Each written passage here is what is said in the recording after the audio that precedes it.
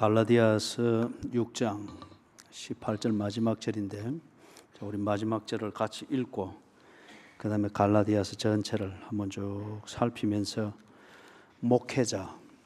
목회자로서 바울의 심정이 어떠한 것이었던가 하는 것을 좀 살펴볼 수 있기를 바라는데, 그래서 오늘 목회자로서의 바울의 심정, 이걸 갈라디아서를 통해서 나타내는 것을 살피면서 저나 부목사님에게는 목회학이 될 수 있기를 바라고, 그리고 교인들은 목사를 여러분이 알아야 됩니다.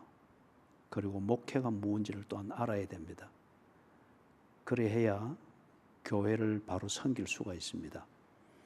그냥 개인적인 영성이나 개인적인 신앙생활에 도움을 얻기 위해서는 이런저런 전도 집회 쫓아다니고 또 이런 기도원 저런 기도원 쫓아다니고 필요한 강의 듣고 그래 하면 개인적인 신앙생활에 도움을 얻을 수 있습니다. 그런데 교회를 중심으로 한 회중 예배와 교회 생활을 통해서 성도의 교제를 배우고, 그리고 천국에서의 그 교제를 지금 여기서 바로 경험하고 또 준비하게 하는 이 온전한 신앙생활을 위해서는 교회 중심의 삶을 배워야 되는데, 그러기 위해서 제일 관건은 목사가 어떤 존재인지를 알아야 됩니다. 그리고 목회가 무엇인지를 알아야 됩니다. 그리고 목회를 하는 목회자는 어떤 사람이며 어떤 사람이 되어야 되며 그가 하는 목회는 어떤 내용이 되어야 되는가 하는 걸 알아야 됩니다. 그게 중직자입니다. 그게 교회의 일꾼이에요. 일꾼. 그래서 오늘 갈라디아서 마지막을 총 정리를 할 때에 저나 부목사님은 목회자는 어떤 내용의 목회를 해야 되는지 바울의 그 심정을 배울 수 있는 시간이 되기를 바라고, 교인들은 목사를 알고 목회를 알고 그리고 목회의 내용이 어때야 되는가를 알고, 그래서 교회 생활에 하나님의 은혜의 통로 그리고 천국을 바로 여기서 누리고 또한 그날의 천국을 준비를 하는 진정한 훈련장인 교회 생활에 그런 틀이 잘 잡힐 수 있기를 바랍니다. 교회는 절대 기도원이 아니에요. 또 교회는 개인의 부족한 부분을 보충하기 위해서 이리저리 쫓아다니는 그런 세미나도 아니고 또는 무슨 설교자 쫓아다니는 그런 집회도 아니고 전도 집회도 아니에요. 교회 생활을 바로 하는 게 신앙생활에 딱 틀을 잡습니다. 그걸 위해서 아주 중요한 내용이니까. 자, 6장 18절 같이 한번 읽어보십시다. 형제들아, 우리 주 예수 그리스도의 은혜가 너희 심령에 있을지어다. 아멘. 심령을 향해서 하는 바울의 이 말이 결코 입술에 발린 말로 된 것이 아님을 충분히 짐작할 수 있고, 그동안 갈라디아서를 강의하면서 우리가 그걸 살펴보았습니다. 오늘 그 내용을 1장에서부터 차근차근 정리를 하면서 그런다고 해서 밤을 샐 것은 아니니까 시간에 대해서 겁은 먹지 마시고 보면서 이 18절에서 바울이 말하는 이 말이 그냥 교인 한 명 붙들기 위해서 하는 candid word, 입에 침도 안 바르고 하는 그런 달콤한 말이 아니고 얼르고 달래는 말이 아니다 하는 것을 우리가 충분히 느낄 수 있을 것입니다. 시작이 되는 1장 갈라디아서 1장 2절 3절 여기서 바울이 갈라디아에 있는 교회들에게 인사를 하죠. 인사를 하는데 다른 서신들에서 하는 것처럼 좀 자세하고 그리고 이런저런 수사를 붙인 레토릭을 쓴 그런 레토릭이 보이지는 않습니다. 좀 직설적인 인사지만은 그러나 그 진심이 딱 담겨 있습니다. 함께 있는 모든 형제와 더불어, 즉 사도 바울과 함께 있는 그 동료들과 더불어서 그 진심을 정하는데 갈라디아 여러 교회들에게, 그러니까 갈라디아 교회 하나를 말하는 게 아닙니다. 갈라디아 지방에 있는 여러 교회들에게 보낸 게 갈라디아서입니다. 그래서 갈라디아 여러 교회들에게 3절 같이 읽습니다. 우리 하나님 아버지와 주 예수 그리스도로부터 은혜와 평강이 있기를 원하노라. 이것이 바울의 진심입니다. 그래서 바울은 단순한 부흥사가 아니고 또 바울은 전도 집회 이래저래 초청받아 다니면서 했던 설교 똑같이 부산에서 한 것 광주에서 해도 그건 또 새로운 거니까 했던 것 한 몇 편 가지고 전국을 돌아다니면서 그래서 감동적인 설교 몇 편 가지고 이렇게 울고 먹으면서 일하는 그런 전도 집회자도 아니고 강사도 아니고 부흥사도 아니에요. 바울은 선교사이면서 동시에 선교지에서 그는 목회자였습니다. 선교사들이 선교 현장에서 이 복음을 전한다는 이 명분에는 굉장히 의무감은 많이 가지는데, 그러나 선교사가 곧 목회자가 되어야 된다는 이 감각들은 정리들이 많이 안 돼 있습니다. 안 돼 있어요. 그러다 보니까 피차간에 어려워지게 되는 것들을 보게 되는데, 바울은 그의 서신 13편을 볼 때 바울은 목회자였습니다. 선교사로서 그의 모든 진로들이 정해지고, 그리고 그의 선교하는 내용은 목회자였습니다. 그래서 이 목회가 무엇인가, 그 목회를 하는 목회자는 누구인가, 이걸 갈라디아서 한 편을 찬찬히 봐도 우리가 충분히 볼 수 있습니다.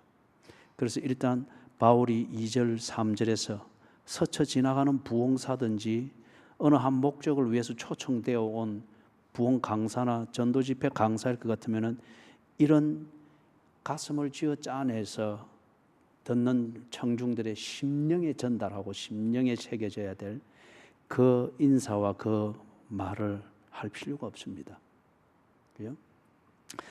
바울이 그들에게 원하는 것은 우리 하나님 아버지와 주 예수 그리스도로부터 은혜와 평강이 있기를 원하노라. 돈도 아니고 소위 말하는 부흥도 아니고 건강도 아니고 기적도 아니고 무슨 현실적인 문제를 가지고 왔는데 그것이 들컥 낫는 개인적인 속으로 경험하는 기적이든지 객관적으로 경험하는 기적, 그것도 아니고 바울이 그들에게 원하는 것은 첫째, 신앙 고백이 똑바라지는 것. 두 번째, 그 신앙 고백 위에서 정말 신앙대로 그 신앙의 대상인 하나님이 약속하신 그 은혜와 평강을 누리게 되는 하나님의 자녀가 되는 겁니다. 이 속에 모든 게 다 있다는 겁니다. 자, 그런데 바울의 이 어투가 1장 6절에서부터 10절 이 내용에서 싹 전환이 되어집니다. 1장 6절에서부터 10절인데 우리 6절 7절을 같이 한번 읽어보십시다.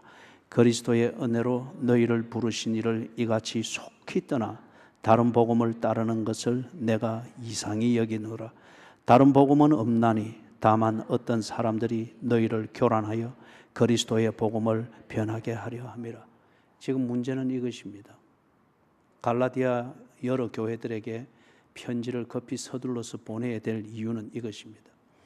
갈라디아 여러 교회들 그리고 그 교인들이 지금 복음이라는 명칭을 붙인 이상한 사조에 오도되어지고 쏘가 넘어가고 아니면 스스로 그것을 취해가지고 원래의 신앙에서 떠나고 있는 겁니다.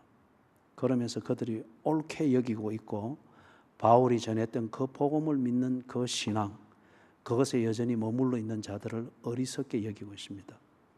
그래서 교회가 분열되고 사람들이 이리저리 떠나고 그렇게 수평 이동되는 게 불필요하게 많고 이런 게 많고 또 배교가 일어나고, 그런데 그 뿌리가 되는 것, 복음에 대해서 오도가 되어졌습니다.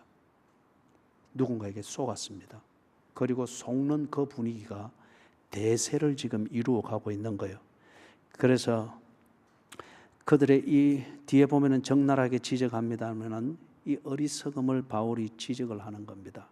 그러면서 아주 직접적으로 8절에 그래 또 이야기를 하죠.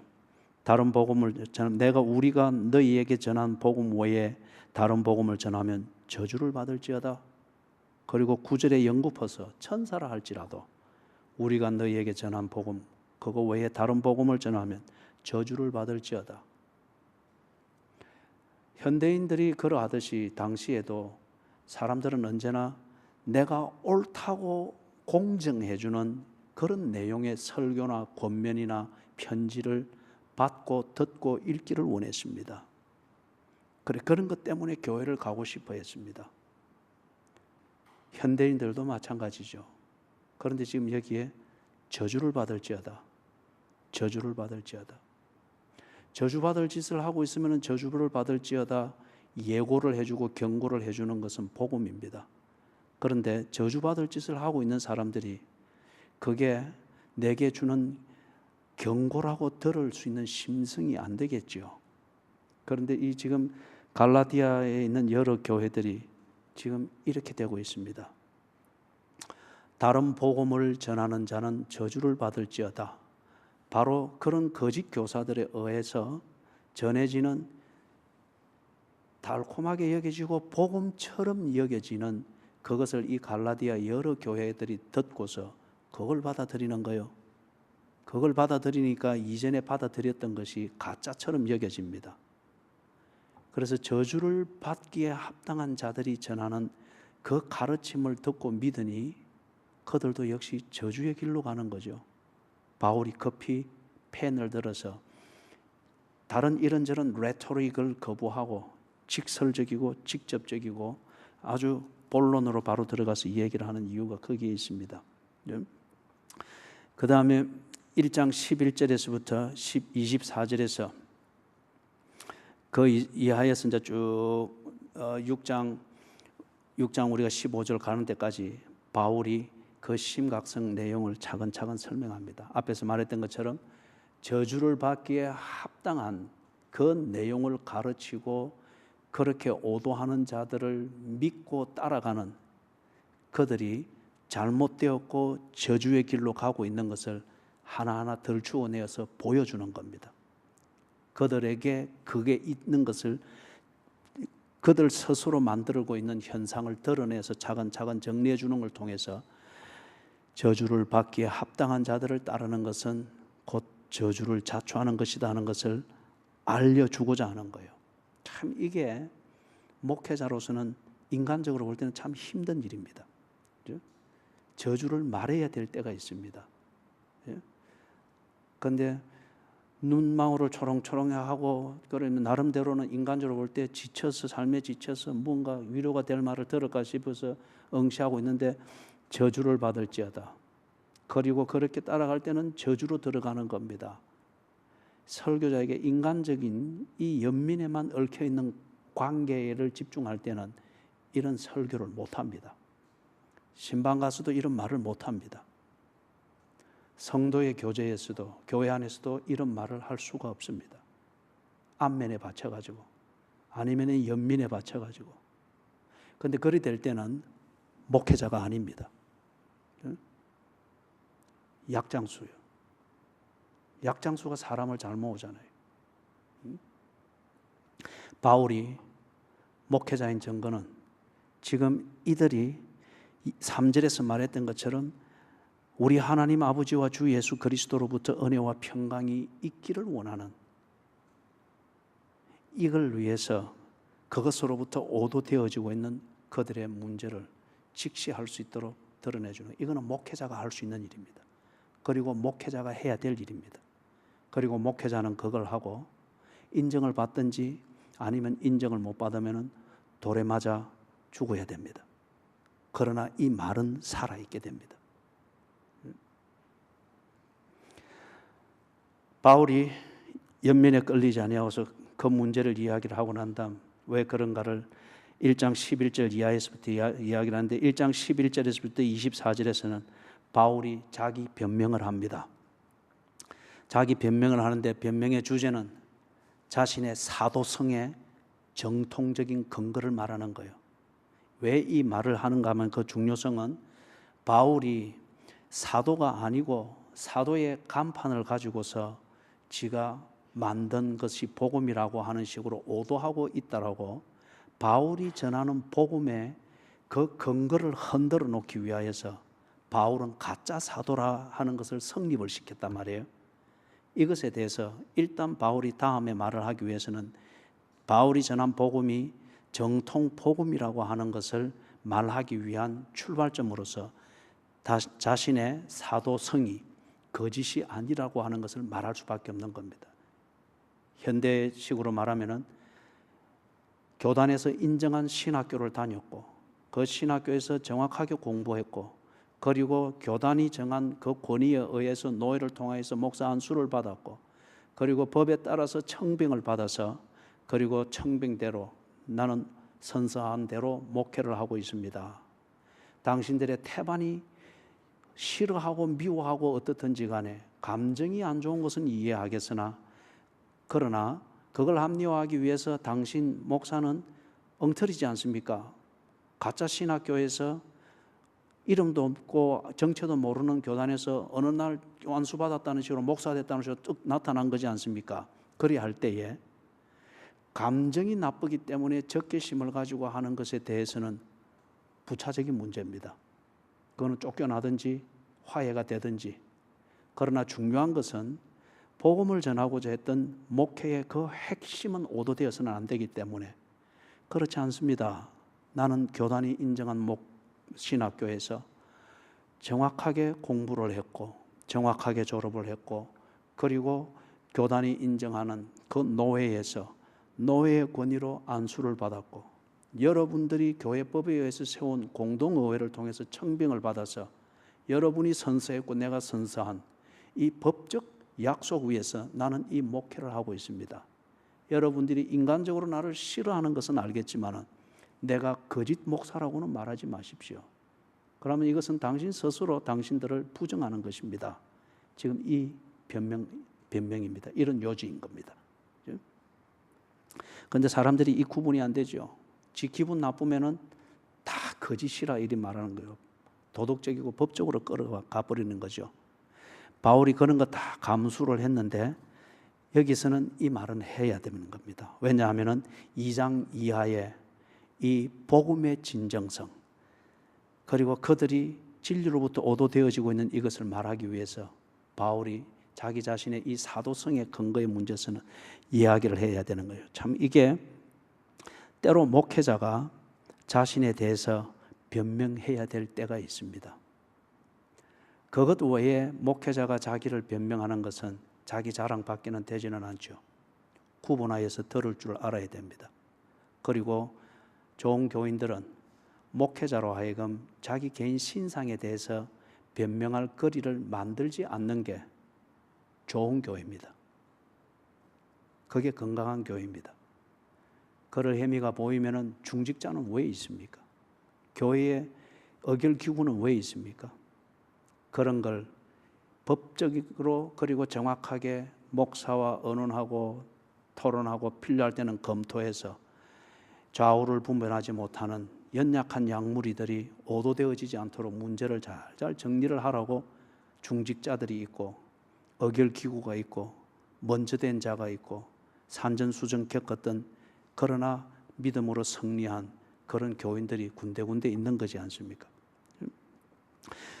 자, 2장 1절에서부터 10절 그리고 11절에서부터 21절 2장 1절에서 10절은 자신의 사도성의 정통성에 대한 한 사례를 이야기를 하고 11절에서부터 21절에 대해서는 자신의 그 사도성과 그리스도의 복음을 믿는 이 신앙의 관계를 정확하게 이야기를 합니다. 왜냐하면 이 그리스도를 믿는 신앙과 결부를 시켜서 사도성의 정통성을 그렇게 변론을 하는 것은 지금 이 갈라디아의 여러 교회들이 이 문제를 겪는 가장 근본적인 원인은 유대주의자들에 의해서 지금 쏟고 있는 겁니다.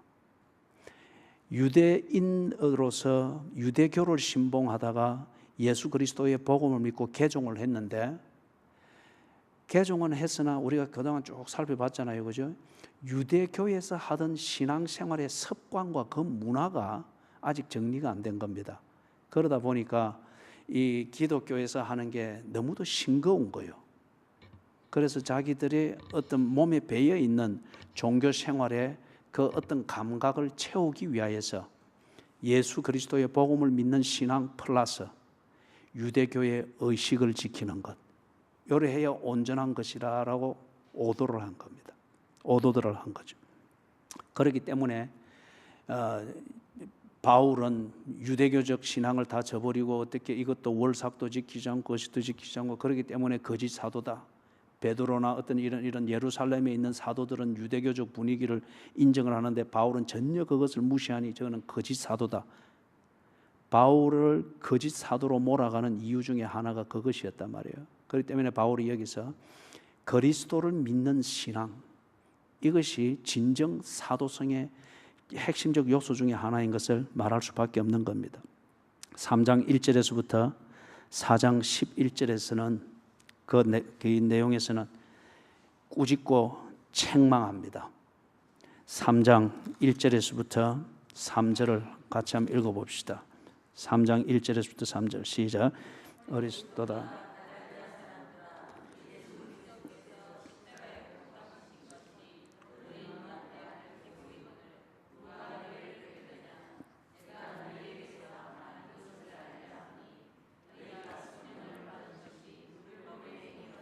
혹은 듣고 믿음으로냐? 너희가 이같이 어리석으냐? 성령으로 시작하였다가 이제는 육체로 마치겠느냐? 그러면서 그 뒤에 그들의 그 실상을 다 이렇게 분석을 하면서 대비하면서 그렇게 설명을 하고 있습니다. 그래서 3장 1절, 2절, 3절에서 그들의 참 어리석다 너가, 그죠? 3장 1절에 어리석도다 갈라디아 사람들아, 누가 너희를 꾀드냐?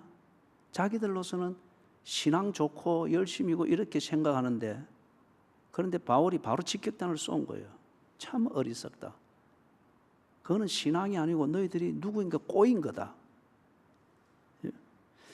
또 3장 3절에서 너희가 이같이 어리석으냐?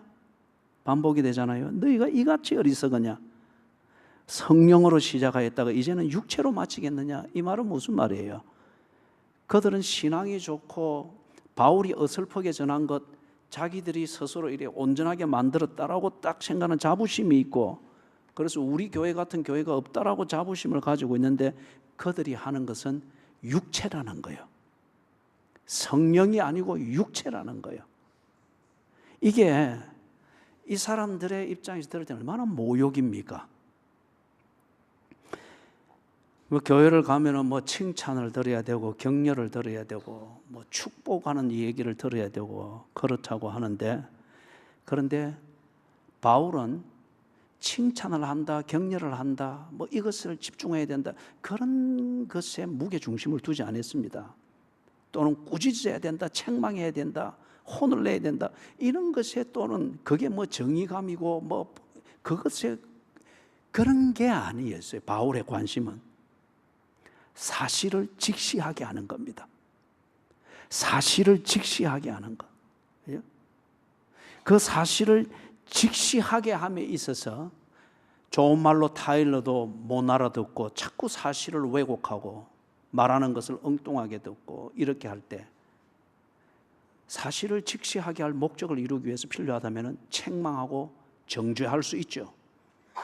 어리석다. 왜 그리 어리석나? 네가 늘 기도한다 하고 뭐 이리저리 쫓아다닌다고 하는데 네 하는 것은 성령의 인도하심이 아니고 육체다. 네 기분이고 네 감정이다. 너 참 어리석다. 그렇죠? 바울이 정죄를 목적으로 하는 것도 아니고 책망을 목적으로 하는 것도 아니고 칭찬을 하고자 어거지를 부리고자 하는 것도 아닙니다. 바울은 약장수가 아니었어요. 바울은 목회자였습니다. 그렇기 때문에 목회자를 만나고 있는 교회는 목회자의 어떤 능력을 과시하는 지표가 아닙니다. 요한복음 10장에서 분명히 이야기하죠. 누구의 양이라고 합니까? 아버지의 양이라고 했습니다. 아버지의 양. 그 양을 위해서 목회자라고 하는 심부름꾼을 보낸 거예요.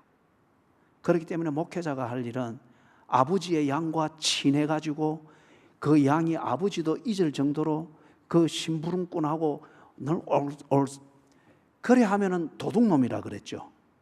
그죠? 문으로 들어오지 아니하고 담을 넘어오는 것은 다 도둑이라고 했잖아요. 도둑은 양을 훔쳐간다고 했잖아요. 그게 그겁니다. 아버지의 양을, 아버지를 잘 알고 아버지와 온전한 교제를 누릴 수 있는 그런 준비를 시키고 이걸 위하여서 목자라는 이름으로 이렇게 심부름꾼을 보냈잖아요. 그러면 이 심부름꾼이 뭘 해야 되는 거예요? 사실을 직시하게 해줘야 됩니다. 네 아버지는 하나님이며 네가 머물러야 될 교제는 하나님의 은혜이며 네가 받아야 될 복은 하나님께로부터 오며 네가 만들어져야 될 너의 이상적인 모습은 하나님 보시기에 좋은 사람이 되어야 된다. 그런데 네가 이래 해서 엉뚱한 데로 가고 있다. 사실을 직시하게 해줘야 됩니다.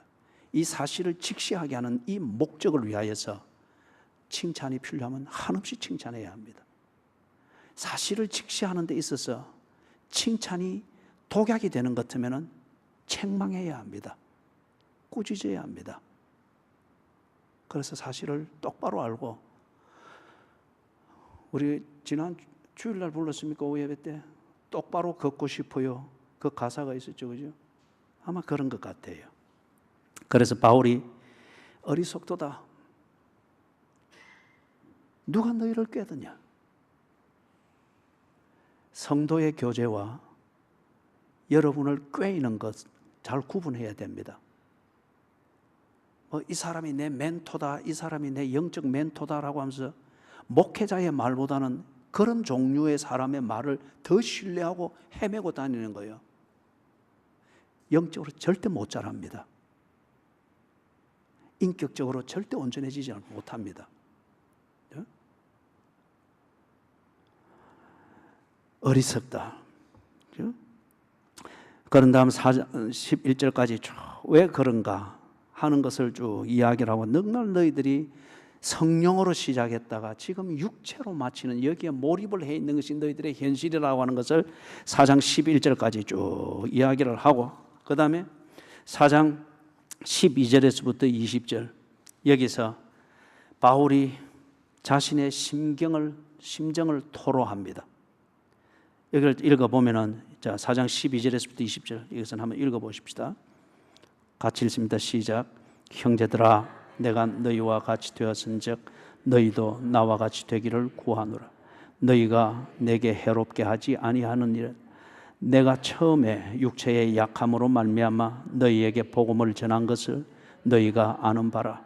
너희를 시험하는 것이 내 육체에 있으되 이것을 너희가 업신 여기지도 아니하며 버리지도 아니하고 오직 나를 하나님의 천사와 같이 또는 그리스도 예수와 같이 영접하였도다. 너희의 복이 지금 어디 있느냐?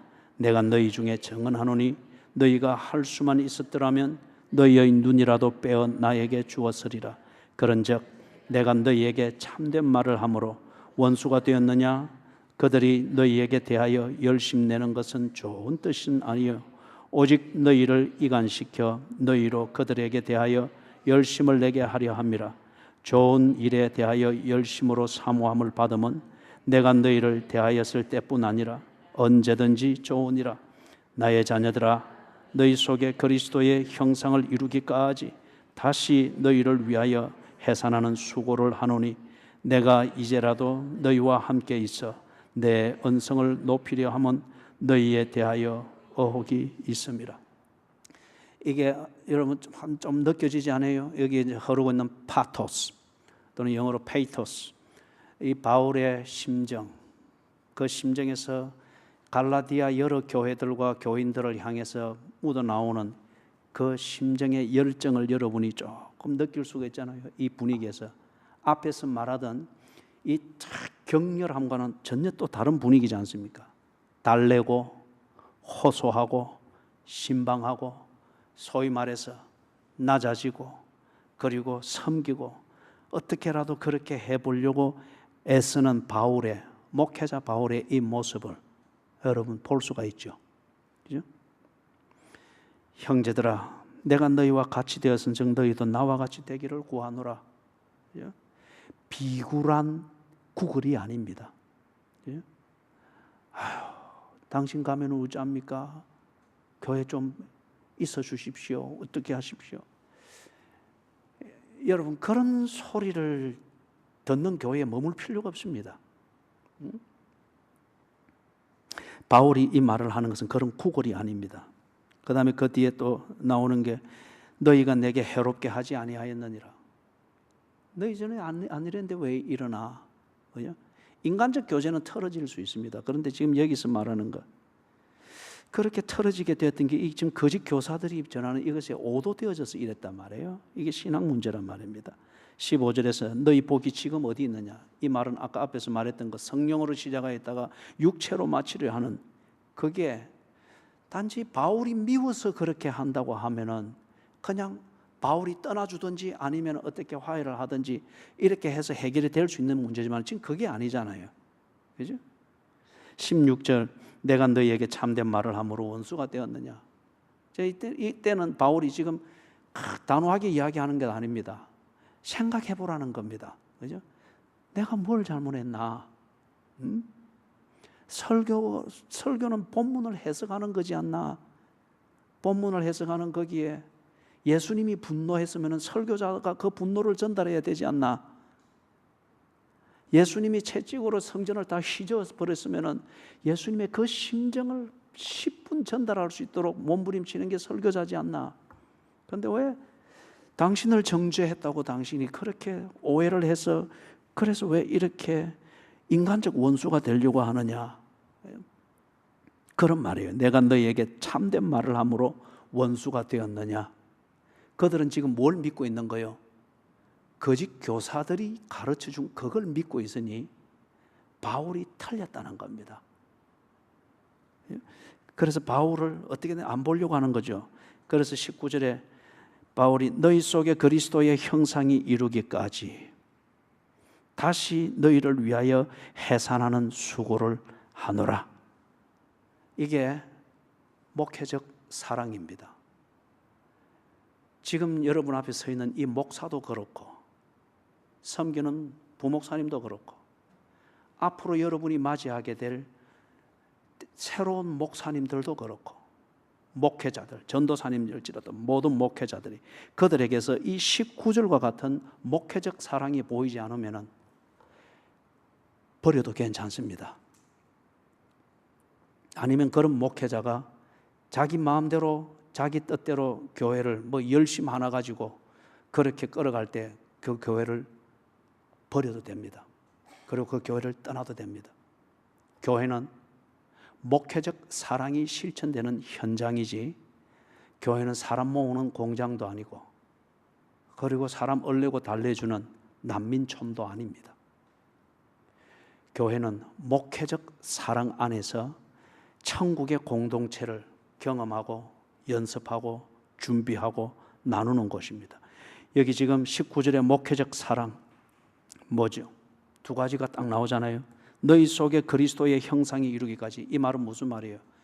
그들에게 열심도 있고 헌신자도 있고 기도한다는 사람도 있고 성경 많이 아는 사람도 있고 그 다음에 이래 뭔가 새로운 프로젝트가 생기고 새로운 그게 생기면은 정신없이 막 있는 것 없는 것 다 갖다 바치는 사람들도 있어요. 그렇기 때문에 막 새로운 분위기도 있습니다. 그런데 문제가 뭡니까? 그리스도의 형상이 이루어지지 아니했다는 겁니다.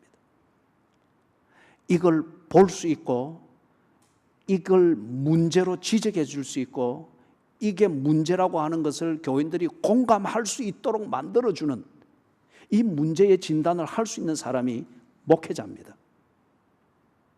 목회자는 좋은 말을 하기 위해서 있는 사람이 아니에요. 목회자는 찾아온 교인들이 그들의 진정한 문제가 무엇인가를 성경에서 보여주는 이 매의 눈을 가지고서 문제를 진단해 줄 수 있어야 됩니다. 명의의 첫 조건이 뭡니까? 병을 찾아내는 거지 않습니까? 정확하게 병을 찾아내진 거지 않습니까? 우리 교회는 돌팔이 어서 2명이 명의 노릇을 하니까 자꾸 아픈 사람들이 많은 것 같아요. 두 번째, 목회적 사랑의 두 번째는 그 뒤에 나오는 거, 다시 너희를 위하여 해산하는 수고를 하느니. 문제만 찾아내고 해결을 못하면 그거는 정죄입니다. 그거는 정말 절망시키는 것이죠. 사탄은 문제를 밑바닥까지도 필요 이상으로 잘 덜추어냅니다. 그러고 사탄은 사라집니다. 하나님은 우리의 문제를 찾아내실 때 처방부터 딱 해놓고 문제를 찾아내십니다. 그래서 우리가 문제를 보면 놀랄 때에 처방을 보여주십니다.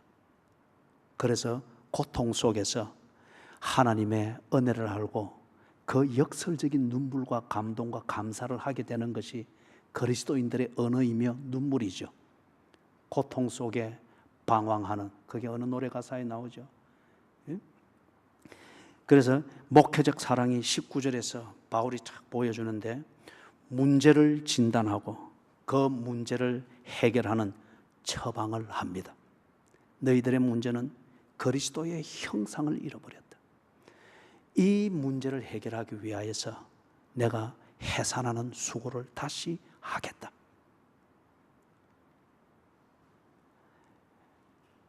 여러분들을 목양하는 목회자가 그렇게 될 수 있도록, 그게 목회자를 위해서 기도해야 될 일이고 목회자에게 보여줘야 될 성도의 교제입니다.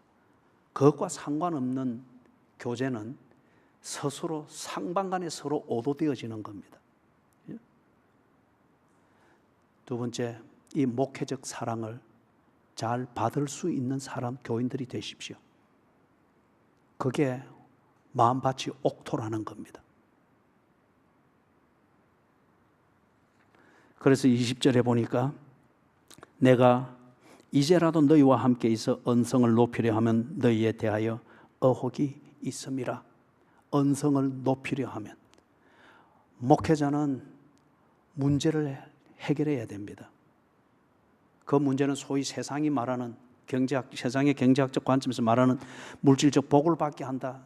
이거는 목회자가 할 수 있는 일이 아닙니다. 그거는 은행이 잘하고 사업가가 잘하는 거고 자선 사업가들이 하는 전문이지, 목회자가 뭘 돈을 만질 줄 압니까? 뭘 압니까? 그런데 그런 건방을 뜬단 말이에요. 그거는 양들을 혹하게 하려고 하는 것이죠. 목회자가 치료하고 해결해내야 되는 문제는 그 속에 그리스도의 형상이 이루어지도록 주께로 인도하는 이 길잡이를 해야 됩니다. 그래서 이게 주께로 가서 그리스도의 형상이 이루어지는 이 길로 이끌 때에 그걸 버티면은 언성을 높여야 됩니다. 그걸 버티면은, 그렇게 떨어지면은 그리스도의 형상이 없으면은 그리스도 앞에 설 수가 없는데, 그죠? 그건 방조제잖아요. 뼈를 꺾어서라도 그리스도의 형상을 이루는 그 길로 이끌어야 됩니다. 그런데 대개의 교인들은 이걸 싫어합니다. 그렇기 때문에 바울도, 목회자로서의 바울도 돌에 맞아 죽을 뻔한 분이 한 번 있었고, 태장으로 39대씩 3번이나 맞았고, 바다의 위험과 강의 위험과 강도의 위험과, 자기는 거의 죽었고 버려졌습니다. 그러나 자기를 버렸던 그 사람들은 바울이 전한 이 복음을 통해서 그리스도의 형상이 이루어지는 그 길로 가게 됐습니다. 이게 목회자입니다. 4장 21절에서부터 5장 1절, 여기에서는 유대주의에 속지 말아라.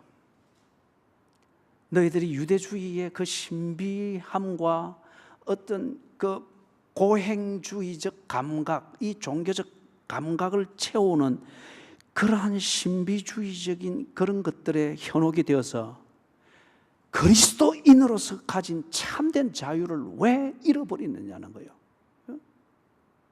5장 1절 같이 한번 읽어봅니다. 시작.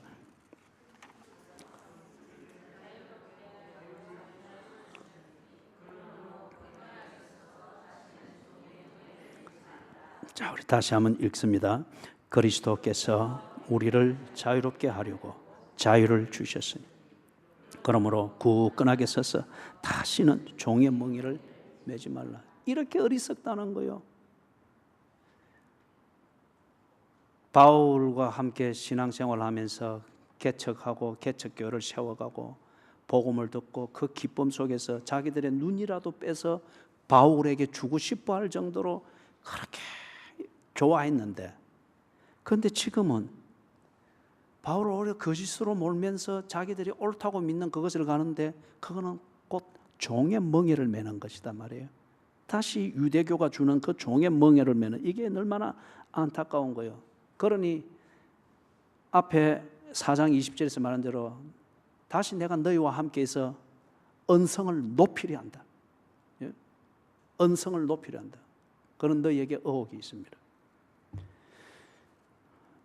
5장 2절에서부터 12절에 이렇게 속아서 그들의 자유를 잃어버리고 오히려 종의 멍에를 메고자 꾸역꾸역 그게 신앙이니 어쩌니 하면서 들어가는 이들이 너무 안타까운 거예요. 그래서 그 안타까움을 피력합니다. 5장 2절에서부터 12절. 설교자가 이 안타까움을 뿜어내릴 때는 불과 같습니다.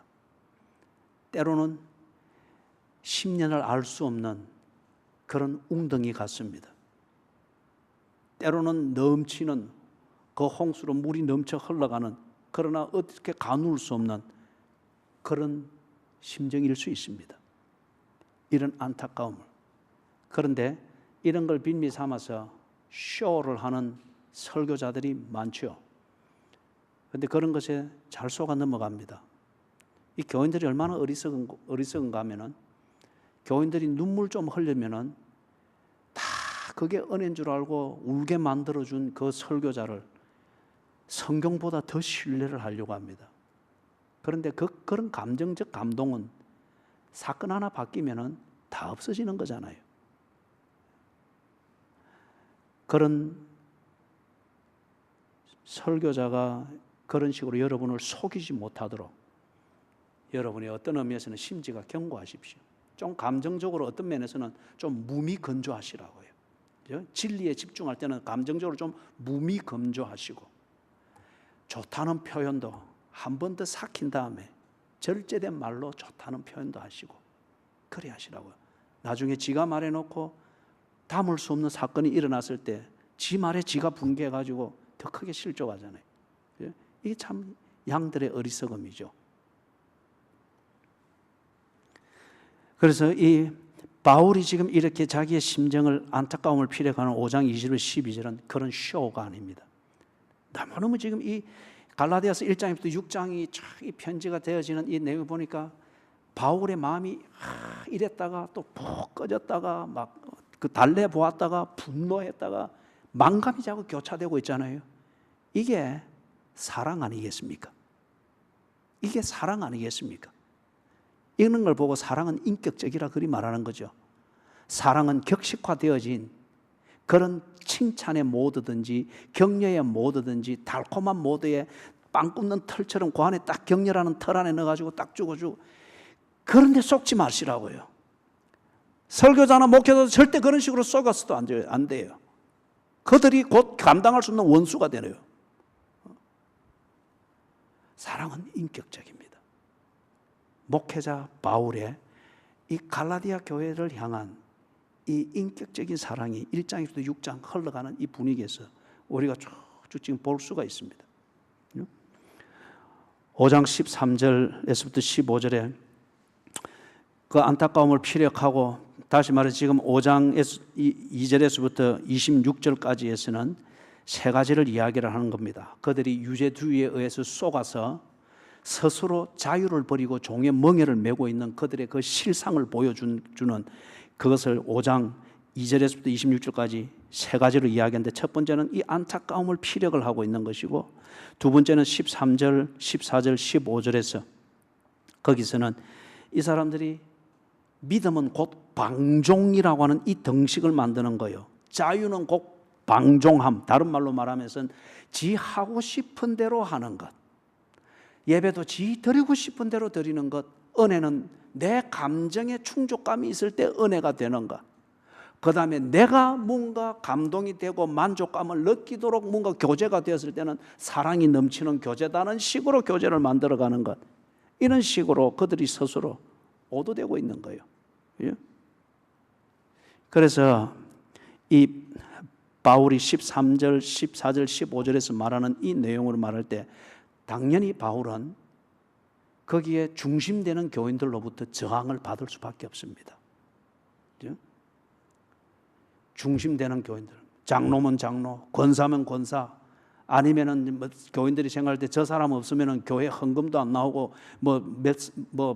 무디기로 함께 몰려서 나갈 수밖에 없는 사람이다라고 여겨지는 그런 사람들과 저항을 받을 수밖에 없고 어쩌면은 적대 관계에 놓을 수밖에 없습니다. 교회는 사람이 아닙니다. 교회는 사람의 숫자가 아닙니다. 교회는 그리스도의 형상을 이루도록 목양을 하는 것입니다. 예? 그렇다고 소리 이걸 가지고 섣부른 정의감으로 뭐 안 맞으면 다 나가 그래야 하는 그런 교만이죠. 예? 지금 바울이 이렇게 하는 맥락을 이해를 하시겠죠. 예? 그들을 자르기 위함이 아니라 그들이 속고 있는, 그래서 신앙 아닌 것을 신앙으로 착각을 하면서 본인도 속을 뿐만 아니라 그 영향력을 가지고 다른 교인들을 오도하는 이 악영향을 미치고 있는 것을 지금 사실을 직시하도록 하는 겁니다. 세 번째는 5장 16절에서부터 26절. 이들은 성령 충만해서 이렇게 한다라고 말하는데 바울이 가르쳤던 것은 성령론은 엉터리고 이리 하니까 성령이지, 자기들이 나름대로 성령 충만 이래 하면서 성령의 인도하심으로 한다는데 바울은 너희들은 육체의 정력대로 하고 있다. 어디 육체의 정력대로 하면서 성령을 팔고 있느냐? 열매를 보아라. 육체의 정욕을 따라하는 열매는 이런 것이고 성령의 충만해서 하는 삶은 이런 열매가 있느니라. 딱 갖다 들이대 보여주는 겁니다. 교회 안에서 걸핏하면 성령 이야기하고 무슨 어느 기도원에 가니까 성령을 받았고 또 성령을 들으니까 어떻게 헛소리 하지 마시라고요. 성령은 당신 기분 좋아라고 온 게 아닙니다. 여전히 도둑놈이고 강도고 몹쓸 짓을 하고 있는데 그런 당신에게 성령이 왜 기분을 좋게 해줘야 됩니까? 그런 걸 가지고 성령을 팔아서는 안 돼요. 그렇죠? 성령의 9가지 열매, 거기서 이야기하고 있죠. 5장 22절 같이 읽습니다. 시작. 오직 성령의 열매는 오래 참음과 자비와 양성과 충성과 온유와 절제니. 그렇죠? 그들이 수선을 떨고 온데 이래 하면서 성령을 따라서 우리는 이래 한다는데 아니다. 너희들은 육체를 따라한다. 응? 너는 네 기분이 좋은지 모르지만 여전히 네게 악이 있고 이기주의적이고 탐심이고 원한이 있고 말만 하면 원망이고 비판이고 비난이고 예배는 네 마음대로 드리고 형제 사랑 네 중심으로 하는 것이고 그게 지금 바로 성령의 열매 그 위에 나와 있는 거잖아요. 그죠? 19절, 20절, 21절. 그래 하면서 이걸 딱 지적을 할 때에 얼마나 예를 들면 거기서 성령 해서는 그 갓똑똑이 같은 그 교인들은 바울을 적대시하겠어요. 바울을 이단이라 하든지 어떻든지 아니면 우리를 쳤다든지 그렇게 해서 얼마나 적대시하겠어요. 그러나 목회자는 이것을 해야 됩니다. 성경을 바로 가르치고 성경대로 그리스도의 형상이 이루도록 바르게 훈련시키고 바르게 안내하는 것이 목회자가 할 일입니다. 그래서 바르게 할 때는 틀린 것과 원수가 되거나 버림을 받을 수 있습니다. 물리적 힘이 약할 때는 매를 맞을 수가 있습니다. 그리고 십자가에 달릴 수가 있습니다. 그래서 제가 학교에서 가르칠 때는 학생들에게 한 번씩 확인을 시키는 게 그거였습니다. 목회의 정점은 설교다. 목사의 인격과 목사의 실력과 목사의 영성과 목사의 혼자 있는 골방의 삶의 내용을 정확히 정확하게 볼 수 있는 현장은 설교 한 편이다. 그래서 그 설교 한 편을 바로 했을 때 사람들로부터 환영을 받을 경우가 있겠으나 그거는 지극히 드물고, 설교는 죄인들이 듣기 때문에 바른 설교를 했을 때 죄인들이 당신을 칠 것이다. 그래서 이 시대에 진정한 설교자 된 증거는 자신의 설교 한 편의 책임을 지고 십자가에 못 박혀 죽는 것이다.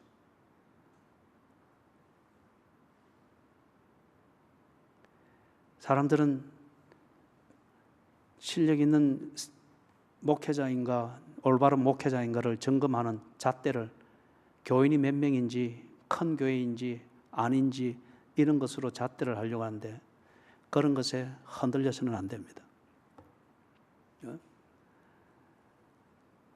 목회자가 세워진 이유는 바울이 우리에게 보여주듯이, 세례 요한이 그리고 모범을 보였듯이 아버지 하나님과 아버지께서 찾으시는 자기의 백성들이 만남을 이룰 수 있도록, 그 만남이 이루어졌을 때 이 고아와 같이 지냈던 그러나 거듭난 이 하나님의 자녀들이 하나님 보고 싱숭생숭해갖고 해서갖고 미안해해서갖고 엉뚱한 것 여전히 찾으려고 해서 이렇게 되지 않도록 가르치는 것이 목회자가 할 일입니다. 그리고 목회자는 버림을 받게 됩니다.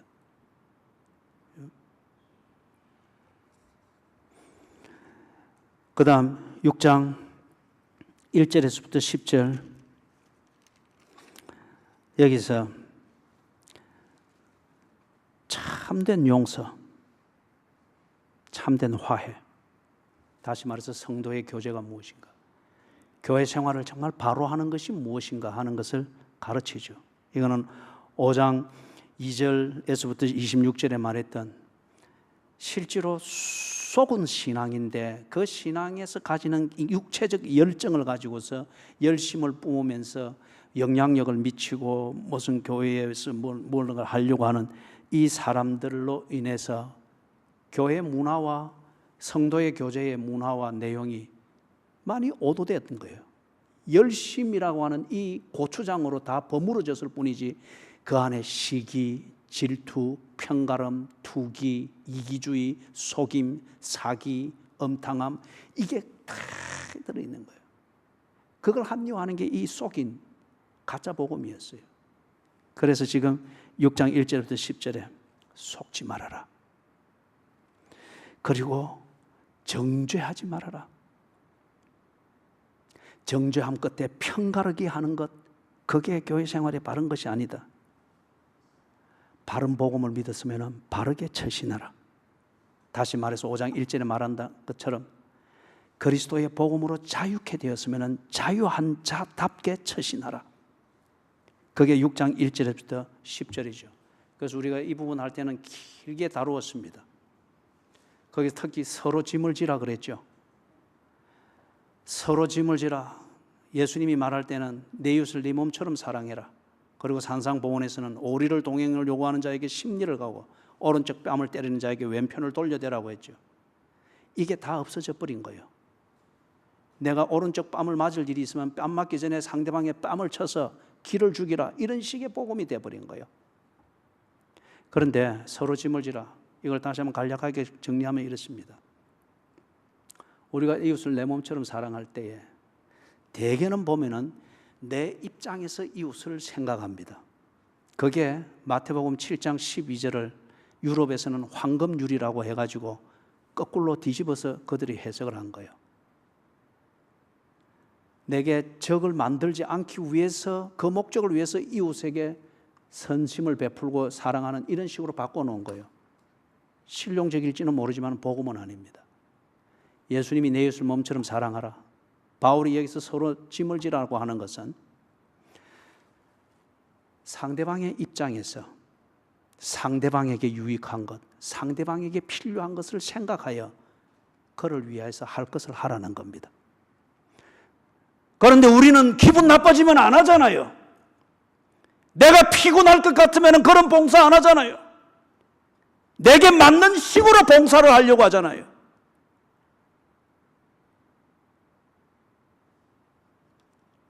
내 기분 중심으로 사랑 운운하잖아요.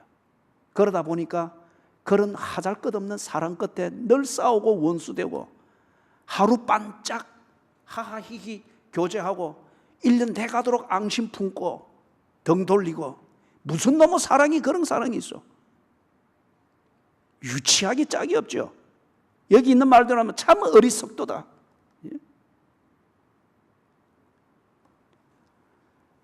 서로 짐을지라. 정죄하지 말아라. 그들이 그리하듯 너희들도 속일 수가 있고 오도될 수가 있느니라. 그러니 교회가 교회 되기 위해서 정말 성도의 교제가 되려고 하면은 그들의 입장에 서서 그들에게 필요한 것이 무엇인지, 지금 그들을 어떻게 한 것이 유익한 것이 그들의 입장에서 생각해서 네 할 바를 하도록 하여라. 이럴 때에 사랑을 한다고 하는 것은 절대 우리의 기분을 충족시키는 도구가 될 수가 없습니다. 그것은 내게 보람을 남겨줄 뿐이지 현실은 굉장히 십자가 지고 짐 지고 강 같은 것 같을 거예요. 11절에서부터 16절에 바울이 자신의 사역의 목표를 말하고 동시에 육체의 모양을 내려 하는 이 거짓 교사들, 목회자 인양하는데 그들의 사역의 그들의 목표를 대비시켜서 딱 이야기를 합니다. 11절에서부터 16절. 바울의 목회자, 바울의 사역의 목적이 뭔가 네 가지를 거기서 보여줍니다. 하나는 복음을 믿게 하는 것. 두 번째는 그리스도를 닮게 하는 것. 세 번째는 하나님의 이스라엘이 되게 하는 것. 혈통의 이스라엘이 아니고 하나님의 이스라엘이 되게 하는 것. 네 번째는 그들에게 평화와 긍휼이 있게 하는 것. 이게 바울이 그들을 위해서 목회했던 목적이고 지금도 그들에게 이 편지를 보내는 목적이라고 합니다. 육체의 모양을 내려고 하는 자들은 그들을 이용할 뿐이라고 말했죠. 그거는 언급할 필요가 없고요. 그런 다음에 6장 17절에서 바울이 목회자로서의 바울, 선교사로서의 바울의 이 진정성을 증명을 하는 거죠. 그 증명에 대하여서 학벌을 말하는 것도 아니고 사람을 몇 명 모았다는 것들을 말하는 것도 아니고 내 말이라면 오늘 밤이라도 껌뻑 죽을 신용이라도 할 수 있는 충성스러운 나의 사람, 그런 교인들이 있다, 이런 것으로서 말하는 것도 아니고 그런 게 있으면 정말 그 목회자는 잘못 목회한 겁니다. 자기 증거 하나를 딱 대는데 뭘 됩니까? 내 몸에 예수의 흔적을 가졌노라. 예수님이 당신이 말한 대로 십자가에 못 박혀 죽었듯이 이 예수를 믿은 바울이 동질성의 그 신앙인 게 분명했습니다.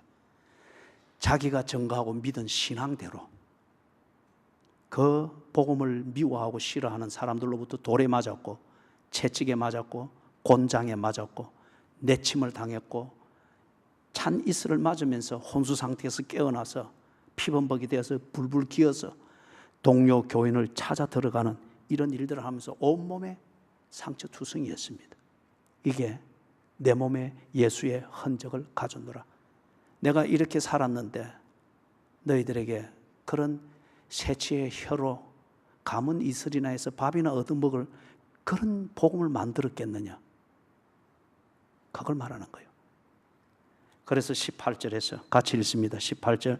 형제들아, 우리 주 예수 그리스도의 은혜가 너희 심령에 있을지어다. 아멘. 목회자 바울의 심정입니다. 어떤 사람은 이 목회자 바울을 두고 참 정죄한다, 또는 바울의 설교는 늘 책망이다, 바울은 우리의 약점만 집어내서 우리를 아주 좌절시키고 절망시킨다, 부분적으로 봐서 코끼리 배만 만지고 코끼리는 평평하다, 코만 만지고 코끼리는 길쭉하다, 뭐 이리 말할 수 있겠으나, 그러나 목회자 바울, 그의 그 전인격적 내용은 이 심정에서 딱 요약이 되어집니다. 그의 심정에 뭐가 있습니까? 18절에 바울은 갈라디아에 있는 모든 교회들이 형제가 되기를 원하는 마음입니다. 형제가 되기를 원하는 마음. 그리고 바울은 갈라디아에 있는 여러 교회들이, 그리고 지금 쏙 썩이고 있는 이 교회들마저도 예수 그리스도의 공동체가 되기를 원합니다. 그리고 세 번째는 갈라디아에 있는 이 여러 교회들이 예수 그리스도의 은혜를 입은 자들이 되기를 원합니다. 예? 저도 밖에 나가면 한 번씩 조심스럽게 저한테 물어봅니다. 교단의 목사님이나 아니면 또는 장로님들이 교회 빨리 장로 안 세웁니까? 장로를 세워야 좀 일하기가 편하고 할 텐데. 거기에 대해서 제가 다른 대답할 가치가 있습니까? 그분들은 그분들의 입장에서 이야기를 하는 것이고, 이 현장에서 목회하는 자는 저입니다. 그리고 이런 목회자 바울을 통해서 오늘 목회를 어떻게 해야 되는가를 성령님이 말하는 게 분명하다면 이걸 지켜야 합니다. 장로를 세우고 안 세우고는 사람이 준비되었을 때 하는 것이죠. 그리고 그는 공동의회가 부르는 것입니다. 바울이 그렇기 때문에 목회자 바울의 심정은 그들이 무엇보다도 은혜를 입은 자들이 되기를 원했던 거예요. 그죠? 예수 그리스도의 은혜를 입은 자들. 예수 그리스도의 은혜를 입으면은 사람이 절대 악해지지 않습니다. 변화되기를 시작합니다. 우리가 사람과의 관계만 봐도 그렇잖아요. 은혜를 입은 사람이 내게 은혜를 베풀어 준 자에게 절대 칼을 겨누지 않습니다. 아무리 악한 사람일지라도. 그 조그만 예에서 보듯이 예수 그리스도를 알고 그분의 은혜를 깨닫기를 시작하면은 그때부터 비로소 사람이 회개하기를 시작합니다. 그리고 자기와의 싸움을 시작하죠. 네 번째는 바울의 심정에 뭐가 있는가? 진실로 이 사람들의 심령이 변화받기를 원하고 있습니다.